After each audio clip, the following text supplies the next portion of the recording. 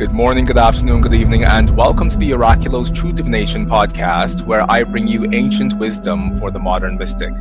I'm your host, Mychal A. Bryan, and joining me today is fellow artist in arms, Mr. Christopher Renstrom. Christopher, thanks for being here.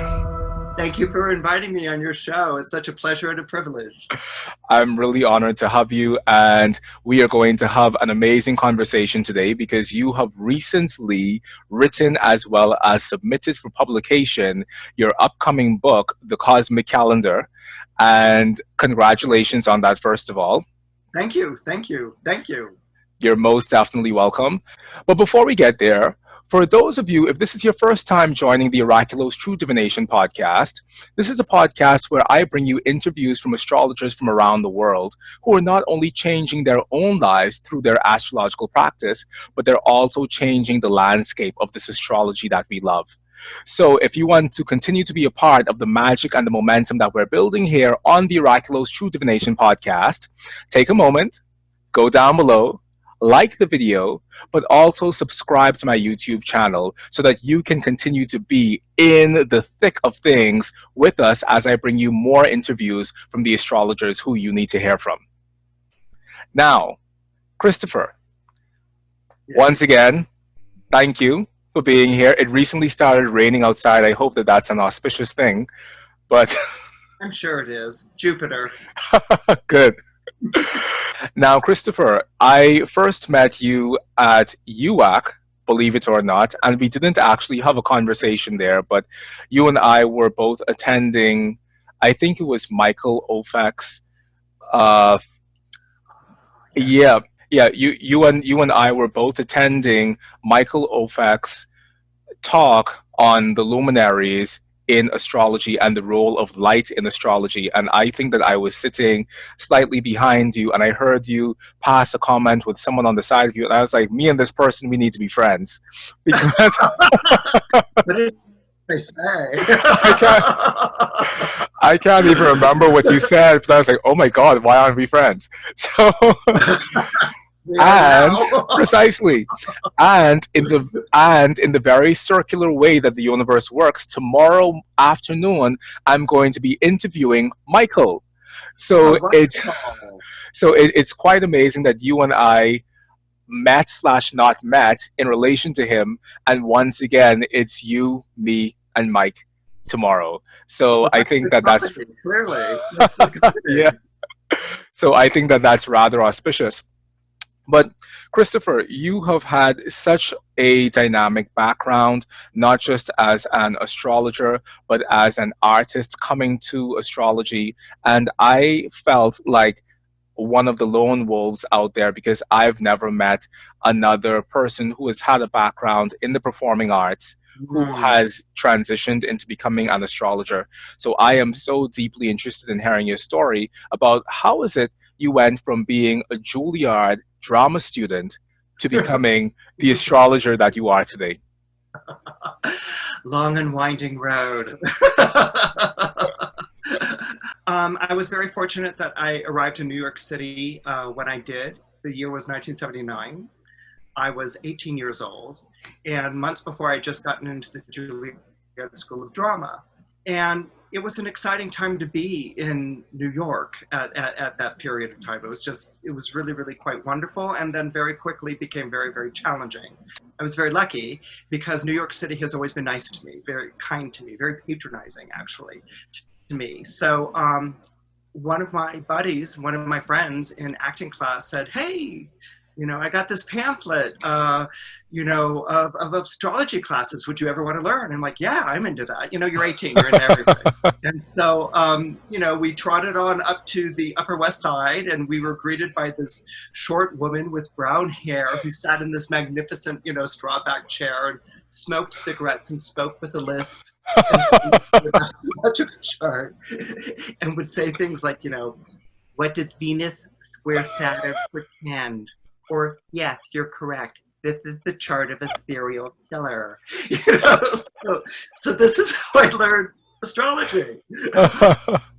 And basically, I was, really, really obsessed with it, and also very much with drama. But acting lasted about a year for me because when you're an actor, you have to think about yourself 24/7, like constantly. Like, and it's not just like, oh, my son. It's you have to think about your diction, your voice, your movement, scene study. And I was writing. And I was much more attracted to playwriting. So I was very fortunate to transfer to NYU for playwriting and film. And actually, I was there at the same time that Spike Lee was. And Wow. again, it was like this extraordinary time of meeting these people that would go on to really shape industries. And so out of that, basically I graduated from NYU as a playwright, and what were my prospects really? So I hung up my shingle as a tarot card reader at first. I remember my mother being furious at me. She was like, "We did not send you to New York City to be an astrologer. We sent you to New York City to be an actor." And I was like, what's the difference? But anyway, that's where I began. And then, it's like flying a kite. The kite took off immediately. I was working nightclubs area and Palladium and Danceteria, the VIP rooms, and I would show up with my cards and I would read for celebrities and their bands and their fans and things like that. And it was the East Village, which was a booming time then, and it was a cash carry business, and I made a lot of contacts. I built up a really varied clientele, an extraordinarily varied clientele. I mean, and I read in all sorts of different places. I would read in penthouses, basement apartments, artist studios, lofts, charity events, and it really taught me to read, which is what I took out of the acting and the playwriting, to read people, to create a narrative, to create a story. I would switch to astrology after the financial crash because that was more writing. And I was hired by Allure Magazine, Condé Nast Publications, where I was their astrologer for 18 years, and that launched Wow. a bunch of other things. But I know it's long and rambling, but the important thing about this, and what I wanted to connect with what you were saying about performance, was the idea of creating a story, reading a story. You're reading a chart, you're reading someone's cards, and it's someone's life, and involving them in that and being open to what you're getting from them, which is what acting taught me, like, with scene partnering and stuff like that. So it was a really, really, and I'm so glad you brought it up. It was really, really valuable tool, really valuable instrument. Christopher, so I've learned yet another part of your life that I share a kinship with, because when I came to astrology at 12 years old, I came to astrology also coming to tarot at the same time. And for me, there was no great distinction between tarot and astrology as a child growing up. And they really informed how I viewed the world, essentially. And I feel as if there is a really deep bridge of connection between these two things. But the most important thing that it taught me, not just the tarot or the astrology, but also my past life as a professional dancer and also as a journalist, was it taught me how to create bridges of connection. What? That's an amazing, I mean, come on, Mychal, that's an amazing resume right there. Dancer and journalism. I mean, it's amazing. It's extraordinary. Oh, thank you. I mean, it didn't seem so extraordinary at the time. It seemed like I was just doing the things that I was told to do by my parents. But thank you. But but what but what it's given me is it's given me the ability to really sit with symbolism in a living sort of way, and I think that tarot did that to a large degree, but also dance did that for me to a large degree, because it opens your mind to seeing points of connection that you probably wouldn't be able to see if you were coming from a more rational, scientific background. So I think that there's something very important for us when we look at antiquity and realize that these priests and priestesses, they were actors and they were actresses and they were dancers, and a big part of holding sacred space was being able to reenact these mythological motifs. And in a way, we still do that each and every time we sit down for someone with a reading. I mean, fine, we may not be smoking our cigarette like the Cheshire Cat in our big brim, in our big brimmed chair, but but we're still standing in a sacred space, and we're still taking part in a sacred reenactment of something that our ancestors have done for thousands and thousands of years.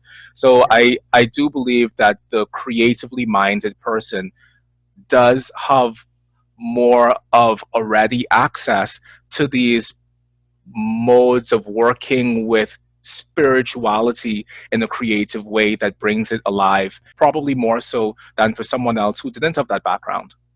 What it puts me in mind of is the word interpretation, because when you dance, when you act, it's about interpretation. And interpretation is an alive, spontaneous, you may never even repeat this take that you Hmm. took on something moment. And interpretation is very different from diagnosing. you know Yes. there are readings in which it's a diagnosis. Here's the list of what your plus points, here's the list of your minus points, and you work out the math, or you and I just go through it. And Yeah. there is an interpretation, as coming from a performance background, you really kind of like get into that reading, that experience with your client, Yes. who you're sharing that with, and it creates this really extraordinary and beautiful bond. I mean, no, you're a dancer, Hmm. and what I think is also fabulous hearing your story is like also a journalist. So it's Yeah. what are you going to pick out of that and put that together? I mean, those are wonderful talents. I mean, I think all astrologers should have that kind of like should have theater and writing as part of their background, because it brings so much to a reading. Hmm. Not to really dwell on this point because there are other things that we definitely have to get into, but I think that what is so special about being a creative person coming to this field is that we know how to enter a moment, and we know how to automatically find points of connection Yeah. as we enter that moment, because the fields that you and I have come from, whether it's dance or whether it's acting, are about being able to take the raw impetus of a moment and look around yourself and spontaneously pull things from the environment that serve as food for the interpretation of this role that you're playing. And it's uncanny that when we come into astrology and when we look at a chart, which at one point is overwhelming, but at another point is this deep and unfolding story. We're essentially moving through the chart and doing the same sort of pulling together and weaving together that we would do as dancers and actors, and putting together a composite story that is far greater than the individual pieces alone.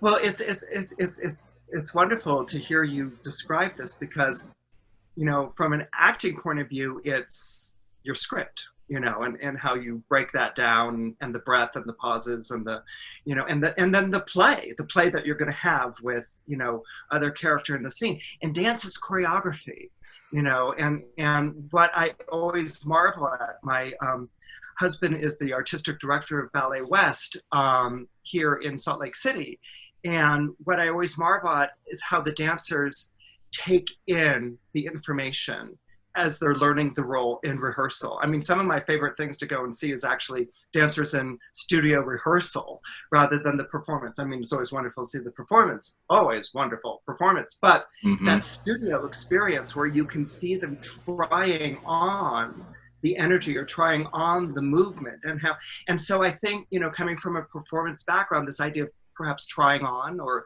Hmm. delving into the chart in that way, diving into the pool rather than soaking your ankles in the shallow end. It just Hmm. really brings up an experience that I think is there, again, between the client and the reader. Something that I hear you saying, Christopher, that is really profound is the way in which people who come from a creative background are essentially organizers of information. And what a lot of people tend to see as the final result of the movie or the performance is really this long process of sitting with information and learning how to organize information sequentially, so that when it comes out, it doesn't just come out as a sequential rambling off of a list or a sequential doing one move and then the other, but it comes out as this organic, organized body of intelligence that we end up giving to an audience. And essentially, when we step into the role of being astrologers, we're doing the same thing. We are organizing something that could possibly be read off as a list, but hopefully we're organizing the information that we give our clients in such a way whereas as we give it to them, it feels alive and it feels holistic, and it doesn't just feel like the conglomeration of its parts, but it feels like this full, rich, textured description of a life. Because when Mhm. we do our astrology, we are reading a life. Right. And the client doesn't feel like they just got read. You know what I'm saying? Yeah. It's like, like you involve themselves in the reading. And I think it's so, it's funny. I never really thought about it that much until you really brought it up. And I'm very now proud of that, the performance. I really sort of saw it as a past life, but yeah, it absolutely has a lot to do. And it also, I think it also kind of reinforces the idea of the sacrament of reading, that when you read for someone, you're involved in a sacrament. It's something that's Mm-hmm. really quite special, not just something that you do for that period of time or whatever. I mean, astrology teaches that each life is sacred. I mean, that's Mm-hmm. really one of the most beautiful things about astrology. It's not a polemic, Mm-hmm. it's the act of the art form, and I think also coming from performance art background, everything's a work in progress, right? Mm-hmm. It's you might have a final product in terms of the performance, but there's always the next season, or there's Mm-hmm. always the next, thing to do. So everything is a work in progress. You're always learning. You're always taking on, and you're learning from your clients so much. It's Mm-hmm. not just their charts; it's their experiences and their souls enrich, your life, and hopefully you do something for them that's good and beneficial. And Christopher, I just want to take a moment just to celebrate your own past experiences within the performing arts, because I do not think that they are somehow tangential to the person who you are today. And I think that in your writing and in your presentation, and also in the ability that you have to really bring people into a story and bring people into an experience, I think that it's really special and it comes from your background in the performing arts. So, as we look at the broad scope of our lives, we see how things that we've done in our past that we consider to be parts of our past, they are actively and vitally a part of the person who we become and of who we are now. And I think that you are really a representation of that. Thank you so much. I appreciate that. Thank You're, you. you're very welcome. And you are clearly the representation, the embodiment, the incarnation, the celebration of yours. Thank you so much. All right, Christopher. So, two things are happening right now. One, it's pouring rain outside. I'm not sure if you can hear that. And then Okay, a no. second thing is that there's a gaggle of frogs on my windowsill. And every now and then they start croaking, and I'm not sure if you can hear that. I want to hear these things. Why am I just off stage? Action. I Okay. want to see the hear the rain. I mean, I want to hear these things. They're wonderful. Okay, great. Well, I'm happy that none of those things are coming through on the recording, and I'll only be able to tell when we actually go to the. Anyway, I'm happy that none of those things are coming through on the recording. Now, Christopher, let us dive into the book that you wrote, which is The Cosmic Calendar. And Mm-hmm. you sent me the introduction of the book, and I was completely blown away by the premise of the book because I have seen a similar thing only in one other place, and that was in the book Astrology for the Millions by Grant Louis, in Oh which wow. in which he spoke about this concept of the cycle of Saturn, essentially through the entire horoscope of a person, and how when a person comes to you, they're coming to you with their Saturn at a particular place cycling through their birth chart. But essentially, you're doing something similar, but using something even a bit more personal than Saturn, which is the person's sun. Talk to us about that. Right. Well, I am proud to say that I am a Sun Sign Astrologer, and that I write a daily column, a weekly column. I've written monthly columns, yearly columns. Boy, have I written columns. But anyway, I've written Sun Sign columns in all of their various incarnations. Mm-hmm. And I'm very proud of it. And I think I'm more than proud of it. I think it's really, really important for people to understand how the sun operates in the chart. And one of the things, and this is all taken from my lengthy career of astrology, but it began to dawn on me, like the sun, over the years, that we live in a sun-ruled calendar here in the West. Western astrology is based on a solar-ruled calendar as opposed to a lunar-ruled calendar, which shows up in other societies and civilizations and things like that.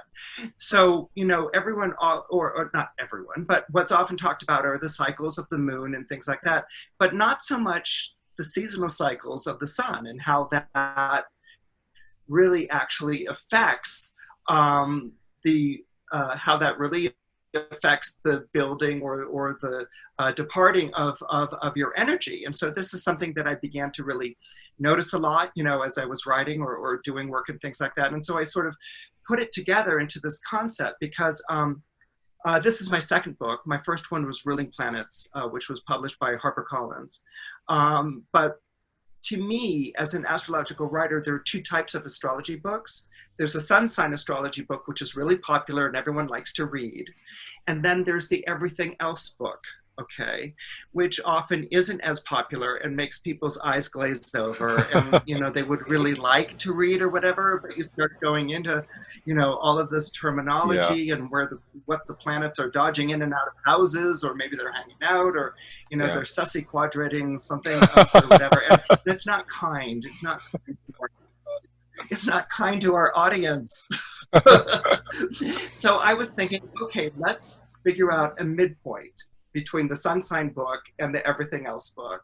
And so it sort of came together for me with this idea of the calendar and the idea of how to turn your astrological chart into a calendar, because that's really what it is. It's your own personal clock and it's your own personal calendar, which makes sense because astrology is always about time. As I hear you say that, Christopher, I'm reminded of something that Chris Brennan said once, where he said that oftentimes sun sign astrology is the gateway drug for a lot of people to enter more technical fields of astrology. And I mean, who hasn't that really been true for, that we learn about our sun sign first? I know that I'm a Taurus far sooner than I know that I have Sagittarius rising. Right. So I think that a lot of us, we interact with astrology first from the perspective of our sun sign, and we get as much as we can get from that, and then there is something within us that calls us forward into even deeper fields of astrological study. Sure, and I agree with that to a point. To me, the sun sign is actually more important for a number of different reasons. First of all, it's our calendar. We're timing everything off of seasons, and we have spring, summer, fall, winter. That's all based on the sun, right? Mm-hmm.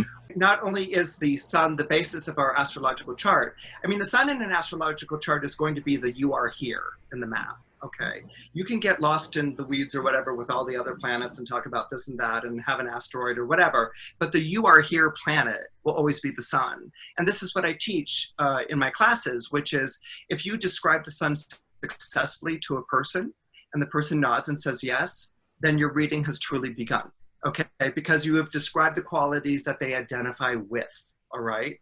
And if they're looking at you like whatever, then your reading is already off on the wrong foot. So the sun is very important in terms of like identifying the person. And so the sun is the you are here planet of the chart. It's the heart of the chart. But the sun is also like our solar system. It sits in the center of our solar system. Without the sun, all the planets would go flying off in all sorts of crazy directions. Mm-hmm. So likewise, in an astrological chart, the sun is the center of that chart, whether it's a dignified sun, an undignified sun, a day chart, a night chart, it will always get back to the sun. It's always the center of that chart. And subsequently in this book, all the planet aspects are actually to your sun, okay? Because that's, again, what I feel is the most important. Like, does your sun get Saturn, or is it trining Saturn, or is it quincunx Saturn, like not getting Saturn at all, and so it's always going to go off of that central place. And I think it's something that's really, people are often in a rush to sort of like, okay, I've gotten through the primer and now I'm ready for the heavy stuff. And it's like, right? Yeah. Did you ever stop doing pliés in the dance class? Right? It always comes back to that, right? Yeah. Yeah. You don't say like, oh, I'm beyond pliés, I'm ready for these, tours or whatever. Yeah. And so subsequently, the same thing is with an astrological chart. It will always come back to the sun, whether it's a very powerful sun or not. Christopher, I think that that's a really vital point that you bring up, and I've never heard that before. And my relationship with astrology is a little bit different, but it's not that much different that I don't understand and resonate with what you're saying. And I think it's brilliant for someone to really pick out this one piece that's so vital to our astrology and put a magnifying glass on it, because what I hear from you is that you're fleshing out people's relationship to their sun in a much richer and a more nuanced way than in your typical Sun Sign Astrology book. Like, you're really taking that sun as a planet and looking it straight in the eye and seeing how that sun is either impacting or impacted by other astrological factors within the chart. Yeah. Egos are important things, I mean, the sun is often like, oh, it's equated to the ego, and so Leos and their ego, that sort of thing. An ego is a very important thing. Try existing without one. You're in a lot of trouble.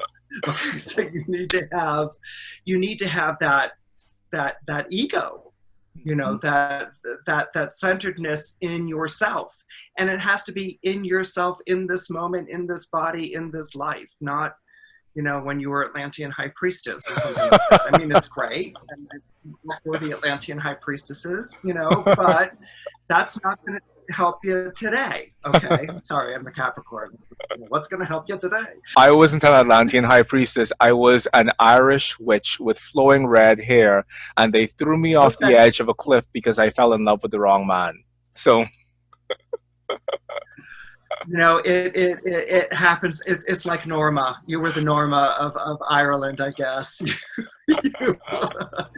You got this wonderful aria, and then got thrown off yes. with the Roman centurion or something, I guess. Okay. This Roman centurion, all of many priestesses. Okay. So, Christopher, tell us, what was your central inspiration in writing your book? Where did that come from for you to essentially write on looking at the sun as a single factor within the natal chart? Honestly, what it was is that my publisher from years ago, Facebook messaged me and said, hey, how would you like to write a couple of astrology books? And I was like, I'm game, and then she was like, okay, now you have to write your book proposal. And see, in publishing at this point, you don't write the book. What you do is that you write the proposal. They decide if you're going to write the book, and then it's time to write the book. So they bought 2 books. One was this, The Cosmic Calendar, and the next one will be on the rising sign. Wow. I love introducing astrology to people who don't know anything about it. That's what I just adore. And even with my students, when they come and they learn and things like that, I'm not the definitive. I'm like, I'll make a point of researching what everyone else is doing, and then if they have an inkling to go study with this school, to follow this particular astrologer or whatever, I'll even make introductions or say, go ahead and do that. So I always see myself as, like, okay, here's an astrology that's accessible that you can follow. And then if you want to get into parts and decans and evolutionary and all these are the people that you want to talk to. Say hi from me, and I send them out to them. But I like dealing with the people who are first showing up, and what that's done for me as an astrologer is really get me to focus on how do you make it inviting? How do you make it engaging. You know, I guess honestly, I've never thought about this before, Mychal, but I think the performer's still in there, which is like, you know, how do you speak to your audience and not scare them away, you know, Yeah. sort of thing. And so that's really been my mission, is to make astrology accessible and understandable for people who are really interested in it. But once you go on about 3 minutes, their eyes glaze over because all this math and all this technicality and all this stuff came on out. Yeah. I really think it's important, this point that you touch on, in terms of us being accessible touchstones for the raw beginner coming into astrology for the first time. Because truthfully, we're not going to really be interacting with people the very first time who have a deep understanding of the entire technical basis of our astrology. We're going to be interacting with people who at best know where their sun is, and who possibly only know where their sun is. So I think it's very important for us as professional astrologers to always have a pulse on, are we creating astrology that's accessible for the beginner coming into astrology for the first time? Because as we get invited to conferences and as we become publishers of books, we tend to become very distant from the reality that our real audience are the people who have had no understanding of what astrology is. And those are the people we're trying to bring in. We're not trying to preach to the choir, but we're actively trying to make astrology more accessible for the general public. Mychal, those are the people who kept astrology alive. You know, first of all, I always wonder, like, why astrologers want to be academics. Uh-oh. It doesn't make sense. Okay. A, more often than not, they're pretty dull. No, but the thing is, it's like, you know, but okay, I'm circling back. I'm going to do a say. Circle back. Astrology was taught in the universities, I think, up until about maybe the 1620s or 1630s. Okay. And then it was thrown out. It was just, you know, but not really. It was taught in American universities. It's either Harvard or Yale. I just insulted anyone from Harvard or Yale at the same time. But it was taught there in like the 1650s, 1660s. Wow. Okay, so astrology just didn't like stop. I mean, it's one of the liberal arts. Urania is one of the muses. So, you know, it was renamed astronomy, but it was astrology up until about 1609. Right. So it was taught at the universities, but when it got thrown out of the universities, it actually became popular in the press, all right, during the parliamentarian wars in England.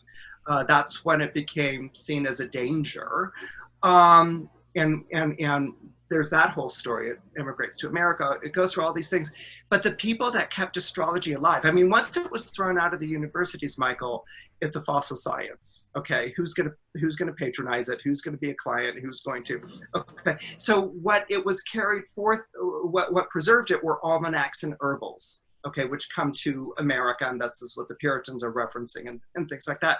So it's always been the popular people, whether it was reading a book of knowledge, which was kind of like a dream interpretation, astrology chart interpretation book, which, you know, went through all these printings from the 1500s to late 1700s.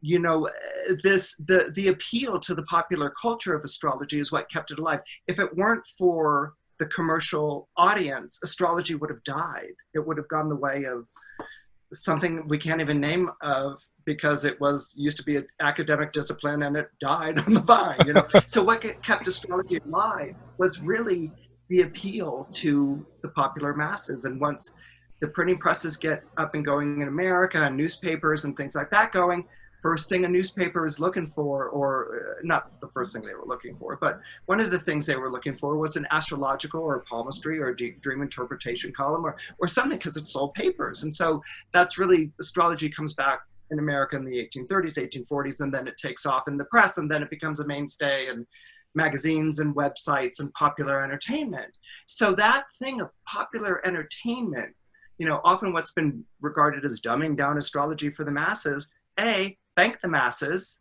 Okay, you wouldn't be an astrologer if it weren't for the masses. Okay, so be grateful for all these people who kept your science and your art alive. It wasn't being kept alive by professors, not at all. And also thank your audience for giving you a job, because that's who you're reading for. So these are the things that often sort of get, oh, it's beneath me. And no, this is why any astrologer is practicing. And we have a lot to be thankful for. There were early American astrologers in the 20th century who were quite, Genevieve Kemble's one of them, she was a daily horoscope writer, who were quite intelligent about astrology. And their gift was to take what was a very difficult to follow science, sum it up in a paragraph for a daily prediction.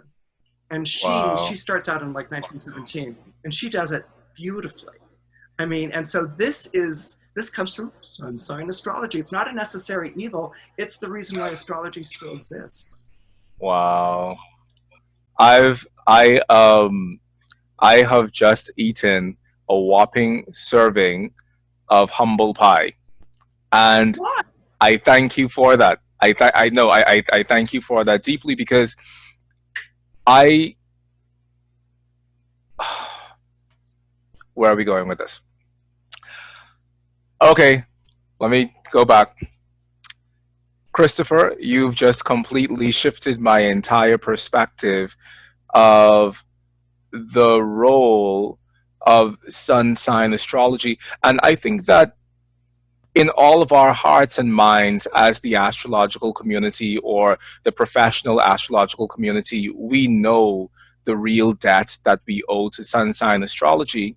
But I think that you're right insofar as today we tend to poo poo sun sign astrology as being somehow beneath us from an academic perspective or from a quote unquote professional perspective, that we don't realize how skillfully it had to have been employed in the early 20th century in order for it to be an arc or a vehicle that brought astrology to where it is today. And That people want to know about it. that makes people want to know about it, and that is so vital and critical, and I've never thought about that before. I've never thought about it before, because I don't know whether or not it's my own bias or what I've heard or who I've studied with or how I've studied, where we tend to look at the contributions of people like Alan Leo and Genevieve Campbell and Evangeline Adams and all of these turn of the century astrologers as somehow being less than the astrology that we in our more advanced astrological golden age are practicing, when in fact it's because of them why we even have an astrology to practice today. So, I mean, from the bottom of my heart, you've just schooled me, and I feel so humbled by hearing your words. Thank you for that. Well, you're welcome, but don't feel humbled, feel proud. This is your tradition. This is your background. You were contributing to it. You were continuing it forward. But what I also want to remind people very quickly, astrology was the hardest of the occult disciplines to translate into commercial entertainment. There were newspaper columns on palmistry, on reading bumps on the head, on dreams that sold all sorts of things, tarot cards even. But with astrology, it would always be like, and then there's that planet that's squaring and it's doing what again? And so for these newspaper columnists, for these magazine writers, Bell Bart is another one, to get syndicated. And Sun Sign columns syndicated in the United States and America in 1917, which is about 13 to 15 years before R.H. Naylor. Okay, that's if you believe the Brits. Okay, we did it first. Now, for a couple of different reasons. First of all, we weren't under the draconian censorship that the British press was under, okay, here in the United States of America. And secondly, we thought of it first. Sorry, R.H. Naylor, to the party. So Sun Sign Astrology really comes out of America, and it reflects America because of America's emphasis on the self. on the individual connection to the divine. I'm on a speaking first name basis with God. America Mm-hmm. has this, and that's its own thing. But what I want to really honor these people with is how they could take really technical language, water it down, and make it accessible. When you read Campbell's early columns, she's talking about a trining moon or a squaring Venus, but she makes it available so you can understand it. And Mychal, I know that you're completely immersed in Evangeline Adams right now. Mm. So you must also be seeing that, in her newspaper columns and the magazine columns that she's writing. And just to think of how she could translate it, and make it so appealing for a mass audience, it's a tremendously creative challenge, and one that I really support and encourage astrologers to do. You don't have to apologize for your art or make it super duper serious or take back the night or whatever you want to do. Okay. Your art form, you have an audience there that wants to learn. They want to hear what you have to say. So let's do the real work, which is interpretation, and doing readings for people, whether it's on a mass level or on a one-on-one level, and give the guidance that astrology was designed to impart. I think that's absolutely brilliant, Christopher. And also, when we take a look at Evangeline Adams and these earlier astrologers who were operating in the early 1900s, they were quite skillful and erudite astrologers within their field. The predictions that Evangeline Adams made are historical. And I mean, we still talk about them today. And Alan Leo as well, the work that he did was completely mind blowing when you actually dive into the corpus of his work. And so while the astrology that they gave to the masses did actually articulate as sun sign astrology, underneath that sun sign astrology was this living technical erudition insofar as actual astrological practice was concerned. Right. And astrology has, particularly in this period, let's say we're moving from the mid 19th century to modern day. Mm-hmm. What we see is a democratic sky. The sky is available for everyone. And this is the beauty of astrology. It wasn't going to be guarded by priests or veiled in mysteries and incense coming up through the whatever. The sky is readable for everyone. The nomads of the Saharan desert, who are responsible for Nabta, which is the first circle of stones. I think it's 1,000 years before Stonehenge or 2,000 years before Stonehenge, which clocked the stars and showed the solstices and the equinoxes. This first site is out of Africa, and so people traveling across the deserts or people sailing across the seas were using the stars to guide. And so that idea of using the stars to guide is what is, it's woven into the psychic DNA of astrology. And so it has to be accessible. It should be accessible. People need to be able to read their own stars, to read their own lives. That would be the greatest success of any astrologer, is it's not just giving guidance, but also passing the guidance back to the person, that you're reading for, so that they can see their chart in that way. They can see their chart in the heavens. I think it's one of the greatest gifts we can possibly give. Mm-hmm.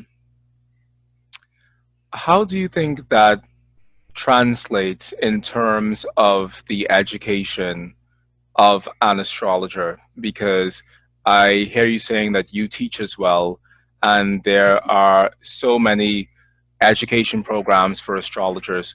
What do you think is our duty, essentially, for...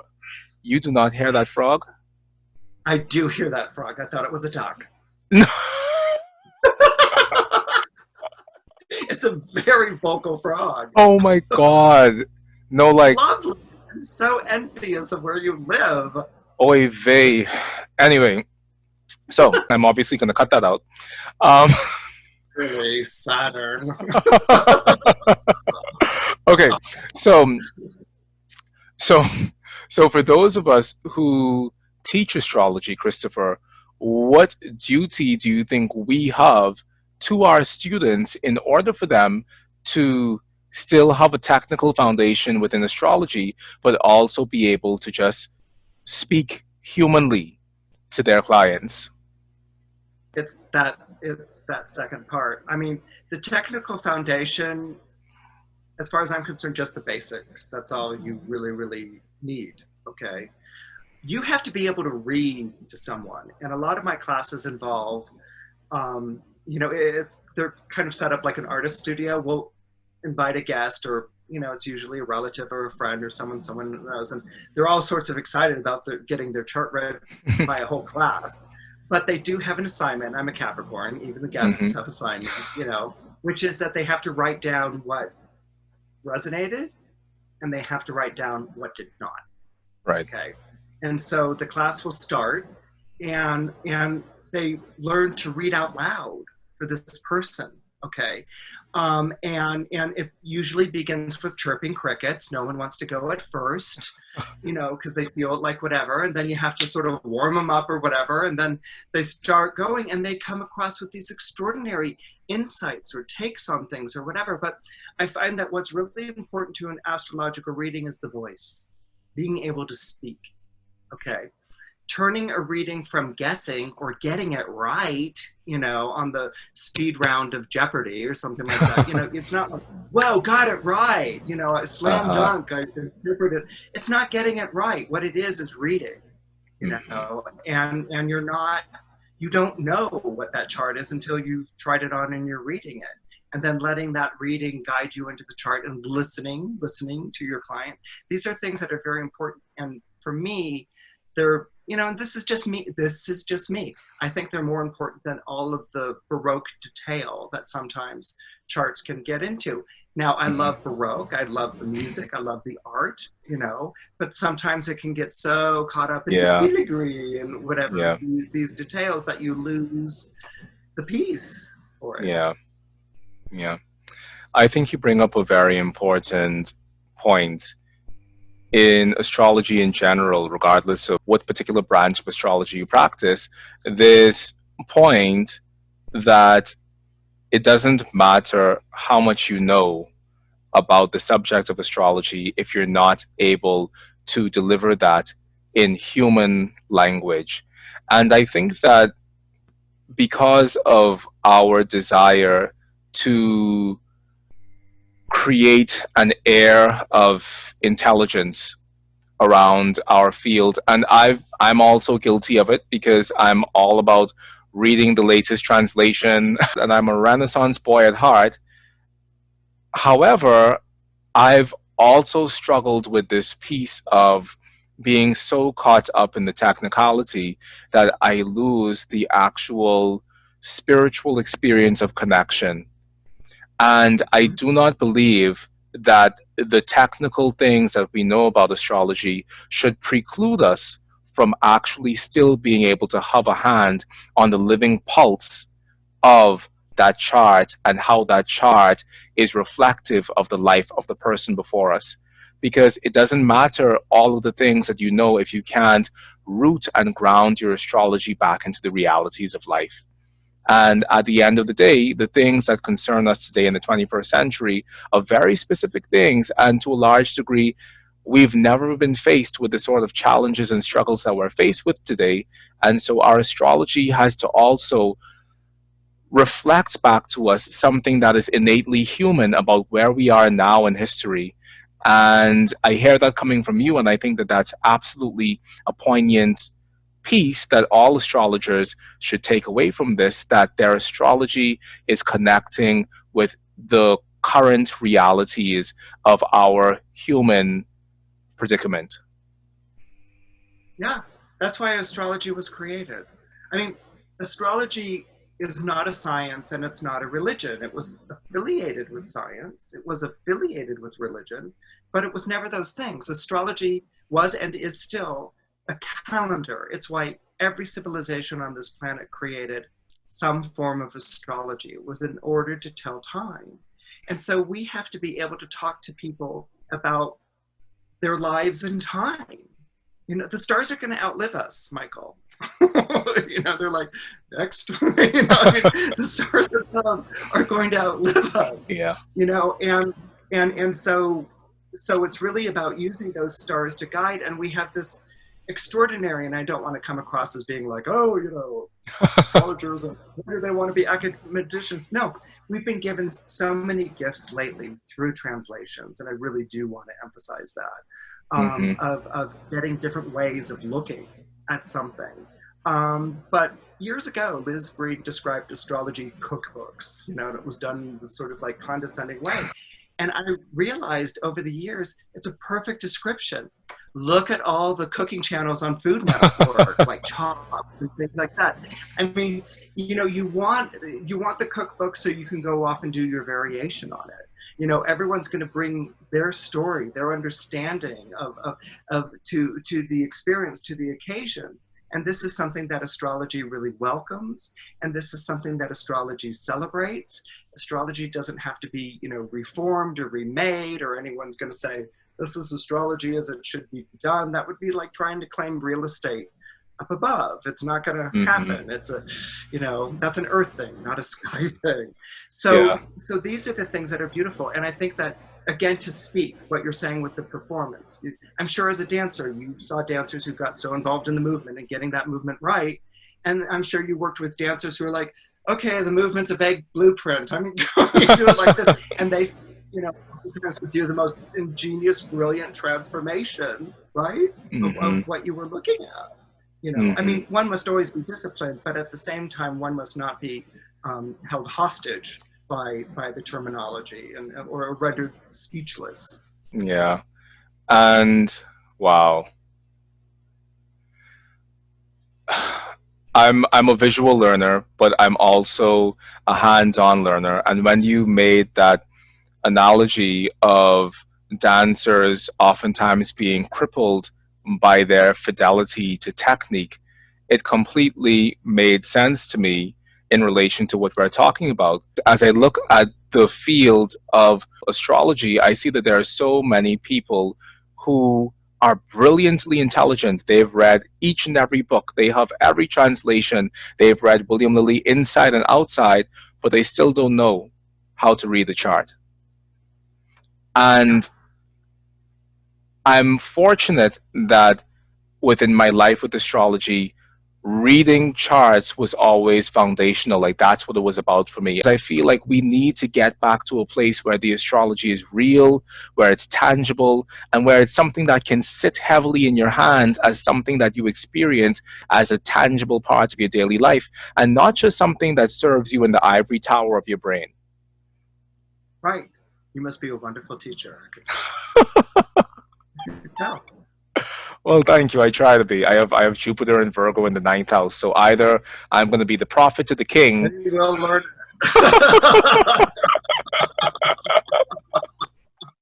You've really laid out some really important things for us to look at in terms of our relationship to astrology.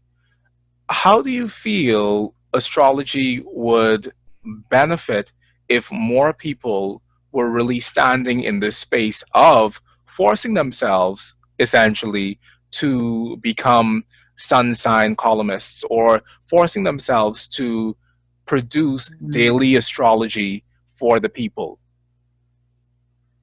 You'll learn your planets like nobody's business. I mean, honestly, if you've got a blog out there or a website or whatever, take on.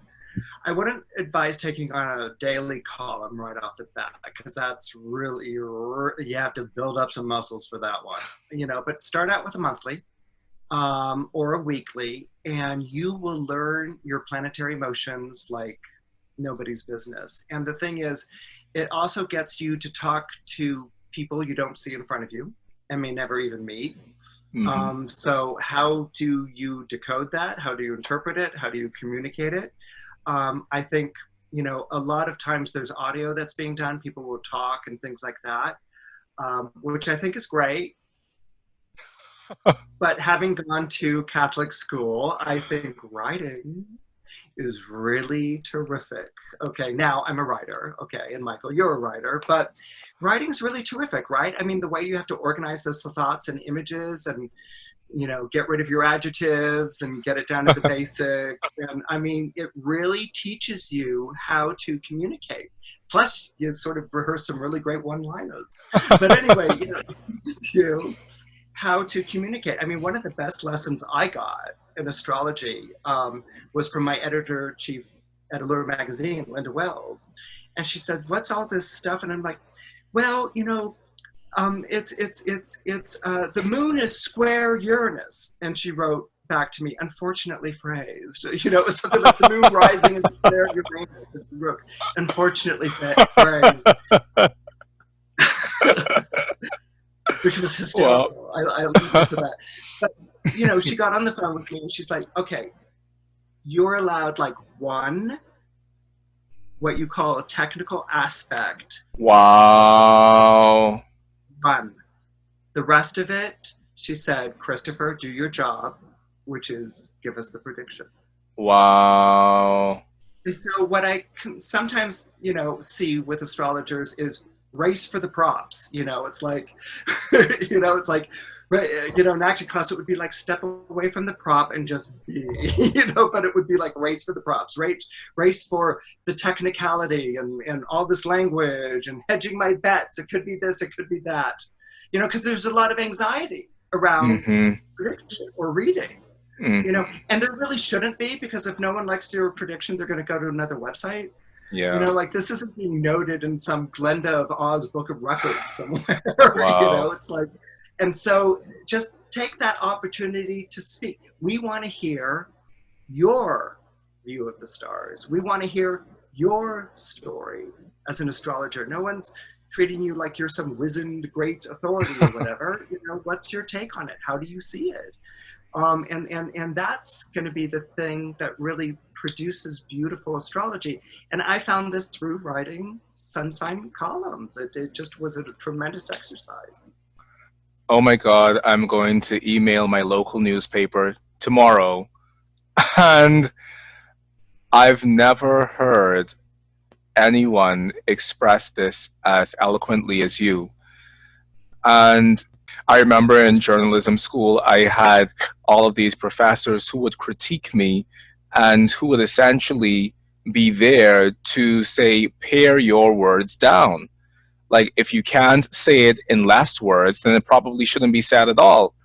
And I think in the 21st century of astrological scholarship, when a lot of astrologers try to interact with the masses from the perspective of making a prediction or from the perspective of writing a monthly column, there's a lot of this defensive astrology insofar as I'm going to tell you exactly what my process was, and I'm going to tell you who is the ruler of the hour and who is the ruler of the ascendant and who did this square with who and who translated the light to who, because if this actually turns out not being correct, you, reader, at least will know what my logic and what my thought process was, which is somehow a bed of insurance for me so that you still think that I'm intelligent even if I get it wrong. You got it. It's like the reader doesn't care. I learned one thing writing daily horoscope columns. People want to know three things. Okay. Good day, bad day, when am I going to fall in love? They could give that hoo-ha about, the transfer of light to the cootie or whatever.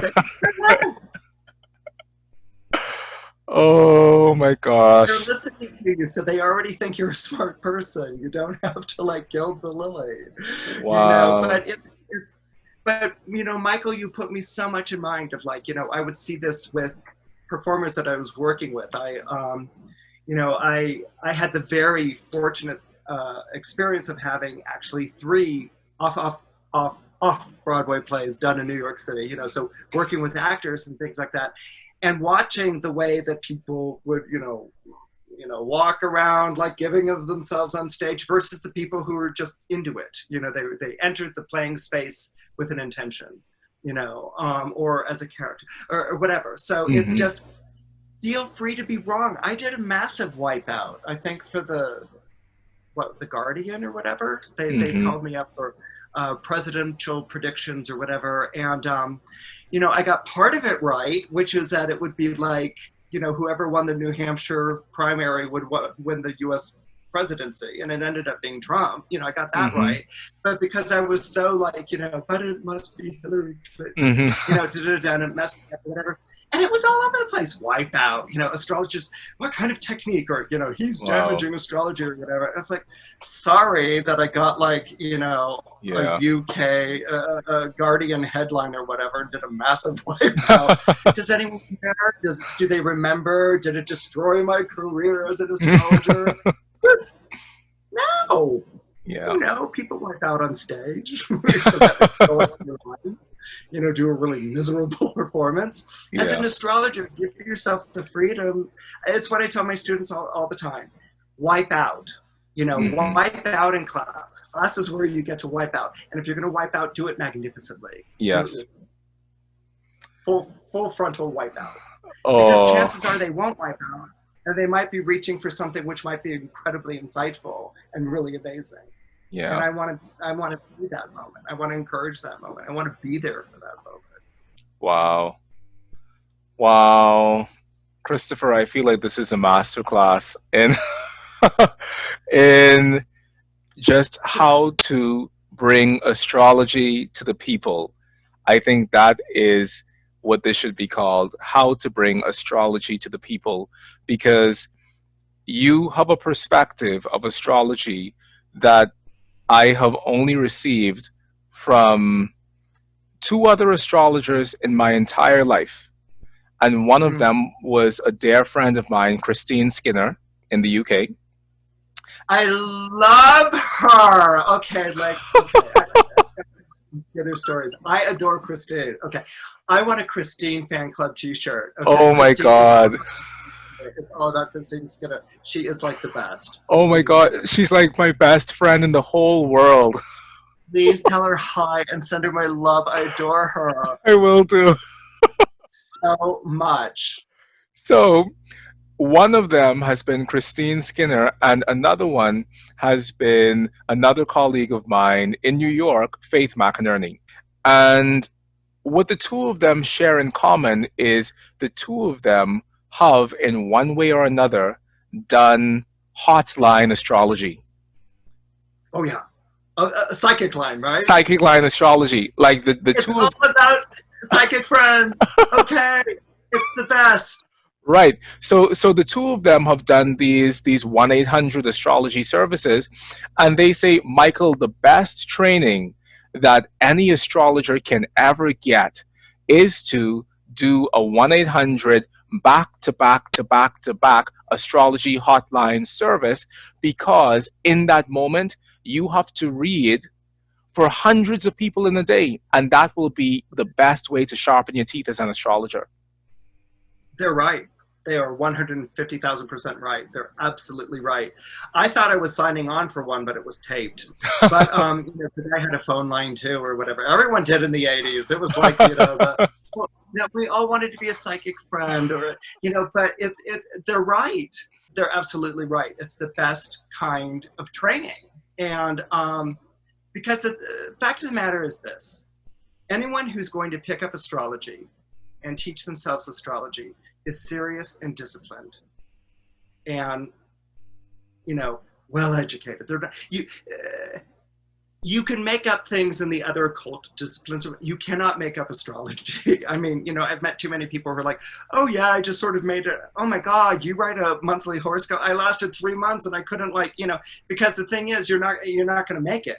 The only way that you're going to be able to do that for any long period of time is because of the art form. So I think for people to do this, don't shame yourself as an astrologer or feel like you're not a smart enough astrologer, or that one day when you've mastered your craft you will. One of the things that my teacher in New York did right off the bat was, I want you reading. And I'd be like, but Carolyn, there are so many things I need to learn or whatever. And she's like, it doesn't matter, you'll learn them. I'm convinced, Christopher, you will teach yourself these things. But I want you to take what you've taken and apply it. And that happened to be resonating with my Juilliard education at the same time, which is get off book and apply this, and and so it's really it stayed with me all of these years. It's like the sooner you can apply it, and start reading for people, the better. And don't get so hung up on whether you're good enough or not. Chances are you're going to see someone who's going to like agree with everything you say because they want to hear it, or go on to someone else and forget all about your reading. So take this opportunity to really teach yourself how to read and to be your own conscience and to be your own judge in terms of whether that was a good reading or not. But always do it constructively. Always do it in the service of making yourself a better astrologer. Learn from your mistakes, make your mistakes, itemize your mistakes, say, wow, I went left with that when I really should have gone right, or I can't believe I like totally overlooked that transit there. Learn from that, because you'll learn to like fail, which is great, and you'll learn with humor, and you'll see it next time, or maybe 10 times from now, or the 25th time. But take these opportunities to make yourself a good reader, a wonderful reader. Wow. Do these astrology hotlines even still exist? Because I want to do one. Yeah, I think they kind of do. Maybe. I think it's more kind of, no, they must, because I have a client who goes to them religiously. I'll ask, but I think there's psychic hotlines. I don't think there's. I think it's psychic. Yeah. I'm sure they wouldn't say no to you doing some astrology. If you want to ask my client, and I'll pass it along to you. Yeah, I please just do. And then that fabulous, oh my God. But she wasn't really Jamaican, or she was Jamaican, or whatever. She was like Leo. She had a turban or whatever. Miss Cleo! Miss Cleo! Oh my God, it was all about Miss Cleo. It was all about Miss Cleo. We all wanted to be Miss Cleo. Miss Cleo got a bum rap, man. I mean. Oh my God. But she will live on as the fabulous icon. Absolutely, positively true. I would stay up just to see Miss Cleo. It was all about Miss Cleo. It was all about Miss Cleo. Who cared about the other sidekick she had? It was like, yeah, Miss Cleo. Wow. I completely agree with Christine and Faith on this piece that if you give yourself this sort of training via a hotline like that, you have no other choice than to become massively skillful at your craft. Because I think that the knowledge portion is one piece, but after you read every single book and attended every conference and gone to every lecture and downloaded every audio and done all of this groundwork, you need to have a place in which you can practice and practice consistently and just chuck away at continuously practicing to sharpen your skill set, because that is at the end of the day what we need to do. We need to have a sharp skill set as astrologers so that we can be more helpful astrologers. And it's not even about being the best astrologer, it's about how much help can you render to someone else who needs it in a moment of need or crisis. Well, this is where, absolutely, because that moment of need and crisis, you have to be able to speak to that, and that's something that I don't know. There are two things I wanted to say. I'm going to say this and then I'm going to say the other thing. Okay, this thing I wanted to say. I was very fortunate at the time that I was learning astrology, because Jungian astrology was very big at this time. Everyone wanted to be Liz Green. I'm currently critical of it, and I'm currently critical of some of the things that she wrote, not from an astrologer's point of view, but from a "what were you thinking, sweetheart" point of view. But anyway, some of the takes that she took were really, but everyone gets to do that, and I mean, you idolize someone, and at some point you're going to see the feet of clay, and then, your own feet of clay, and everyone's in the clay. But anyway. Yeah. But what was really wonderful about learning in the 80s is that there was this kind of therapeutic or humanistic approach that very much talked. It was a very intimate astrology, And that's something that I actually will always treasure from learning astrology at that point. This was echoed in the AIDS crisis, which is when I was starting out as an astrologer. And so I did a lot of readings in hospice situations. And again, it was an extraordinary education as an astrologer, but also as a person and these sorts of things. But there was an intimacy to this. They were calling it humanistic astrology at the time. Maybe it's still practiced that way, but there was an intimacy and an urgency, that I really wonder whether that still continues now, for a number of different reasons. But the other thing that I wanted to sort of circle back and address really quick, Mychal, with you was, because you've got me so thinking of this, not the difference, but coming from a performance background, stage fright is so important as a performer, okay? Because the thing is, you can be quaking in fear or whatever, but when you step onto that stage, your technique and your artistry come together, and they almost become, maybe they really do become the pilot of the plane. They move you to one side, Yes. and they become the pilot of the plane, right? And so that's where performers, I think, have learned, even though it tortures them, like, for instance, creative process tortures me as a person, but also stage fright is really, really torturous, but it's like diving into a cold swimming pool. It's like, but that when you enter, your technique, okay, Yes. which would be everything you've learned as an astrologer, and your ability as an artist or creator or an astrologer in terms of the a speaking capacity will come together in ways that are unknown and Yes. unstaged, and this is something that makes me sometimes be like, I wish astrologers had that, because sometimes the stage fright keeps them from that. I wonder about that. I'm not saying it does. It makes me wonder if that does it. I know that there are many people that I've met who are like, I want to be an astrologer one day. I've read so much or whatever. And my thing is like, okay, let's do it now.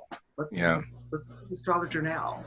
And it's like, it's like, let's step away from the book. Mm-hmm. And what's your take on it? And I think that that's so important. It's so important. We're not these soothsayers or these, that are being inhabited by entities. We bring our humanity to the reading, and that should be something that we draw on. Mm-hmm.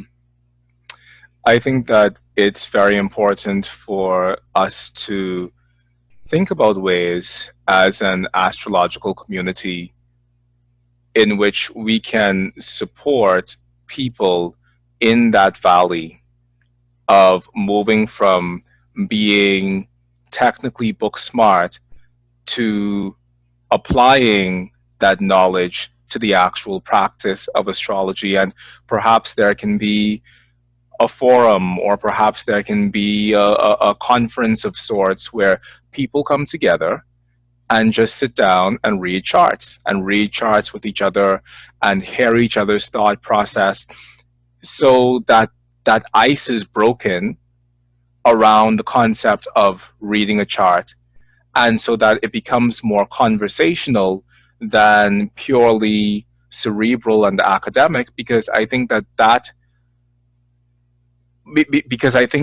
over reliance on too much knowledge and too much technique is a part of what stunts people in their ability to feel as if they can actually mobilize their astrology and engage with another person astrologically.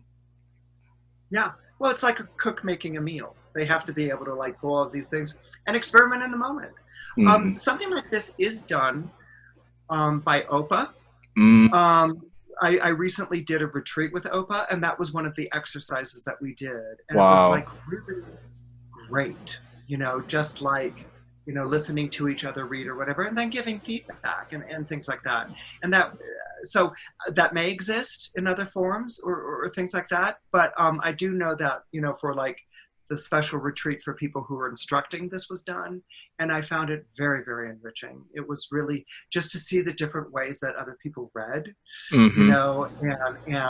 and they weren't up in front of attendees or something like that. They could just, read, Right. and it was just really a really wonderful experience. I mean, I think astrological book clubs would be great, Yes. where people get together in like little circles or whatever, and they read each other's charts and things like that. And I think it could be, I, I imagine it is going to happen, or Hmm. probably is going on. I'm not professing to know all the different formats and Hmm. presentations that we do, but do it with friends. I mean, I do something called Astrology Slam, which I hope to pick up after the whole Yeah. COVID-19.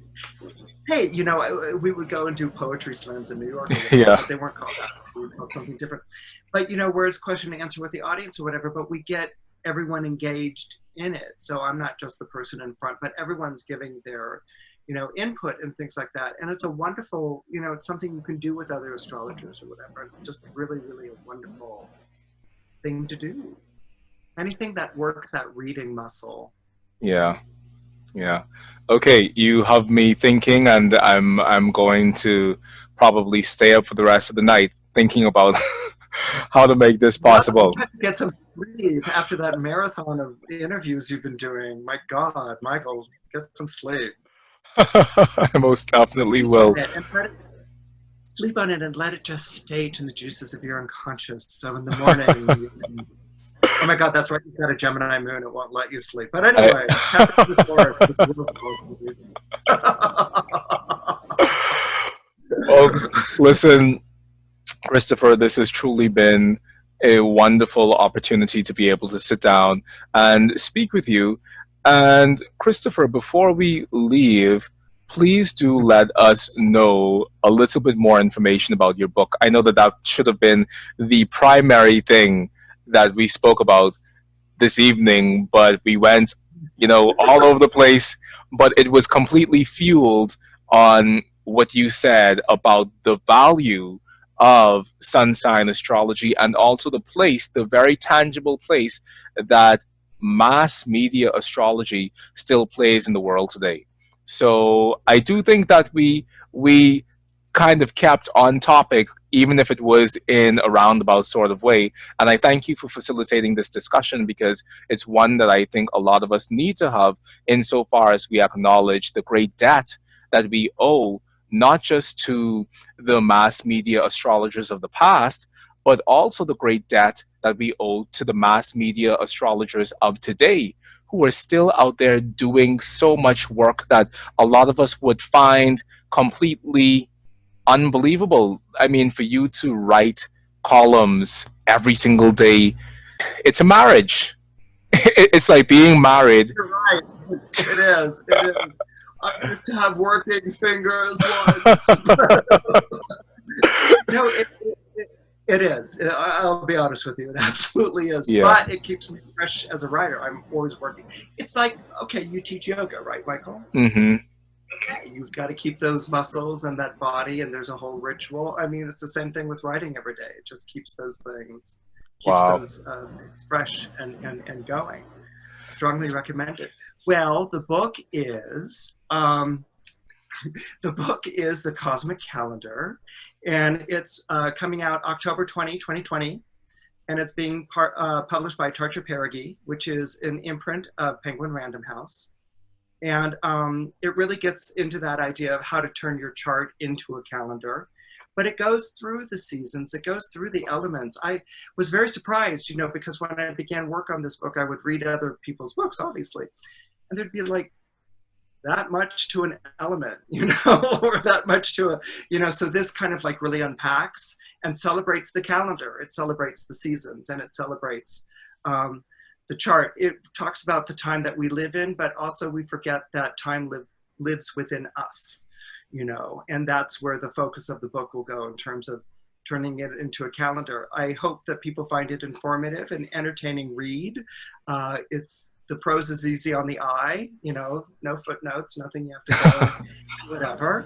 And yeah, you can pre-order on Amazon and Barnes & Noble and Target, and basically all the major bookstores, but I also will be supplying links to independent bookstores. So if you want to support them, you can go ahead and pre-order through them as well. Christopher, and give us once more your website so that if listeners want to get a reading from you or learn from you, how can they get in contact with you? Yeah, it's rulingplanets.com, and that's based on my first book, Ruling Planets. And actually, it's a subscription website. You can subscribe and get daily horoscope, weekly horoscope. You can read about your ruling planet, how your ruling planet affects you, all these sorts of things. So there's so many different layers to the website itself, and it has regular updates like cosmic alert, things to watch out for. Has regular updates like cosmic alert, things to watch out for in terms of like an upcoming transit. And it's $1.99 a month or $22 a year. But it's also where you can book a reading from me, and it says book a reading, and it's really easy to do. And you book a reading, and I get back in touch with you, and then we read. Well, Christopher, I'm going to be putting all of that information down in the description box below so that our listeners and viewers can definitely reach out to you, and also so that they can pick up a copy of the Cosmic Calendar when it's released. And I'm sure it's going to be a marvelous hit, and I can't wait to read it myself. Oh, thank you, thank you, thank you. Thank you, Christopher. It's a good year book. Right? Your Evangeline Adams book. When does that come out? Oh boy, that is a work in progress. And technically it's already being written, but I have to confirm things with the publisher and then also confirm things with the person who's going to be doing the graphic arts inside the book. So I am fascinated by the process, but it is truly a mammoth task. And so it's going to be it's going to be my first book, and I'm really excited to see where it goes, but I'm still ironing out the kinks. So I will definitely let you know when it's coming out. You have to. I want to read it. Most definitely, Christopher. We can never have enough about Evangeline Adams. Precisely. Christopher, I just want to thank you from the bottom of my heart for the contribution that you are continuing to make to astrology by giving astrology to the masses in a way that people can relate to, and in a way that gives people easy access to this very convoluted field that we both love and care about so much, that is astrology. And I think that it's because of people like you and the contribution that you make that allows more people to come into astrology in a more joyful and a more excited manner. And so thank you very much for being that gateway for so many people to interact with and enter our field. And thank you for being a wonderful host and a charming companion and a brilliant astrologer and a wonderful artist. I want to thank you so much for that. It was such a joy and a pleasure to be on your show, Mychal. It really, really was. Thank you. Thank you so much, Christopher. And I'm sure this isn't going to be the last time, because you and I have lots to talk about. I know that you also did a talk once on astrology and the role it played in the early English colonies in America. Mm-hmm, mm-hmm. Yeah, and Yep. I heard, and I heard it was a fascinating talk, so I definitely want to get into that with you one day. Oh, wow. Thank you. Thank you for saying that.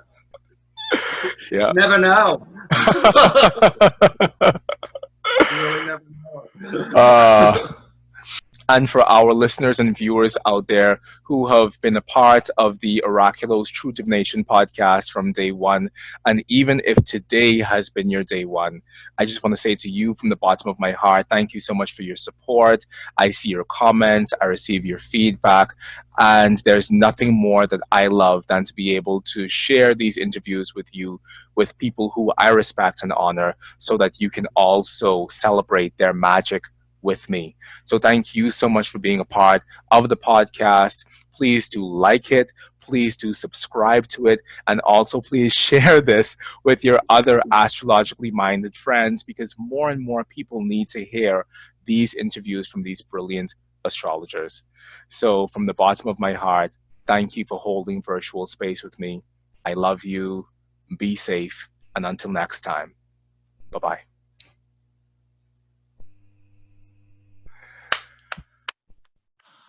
You are so talented. I was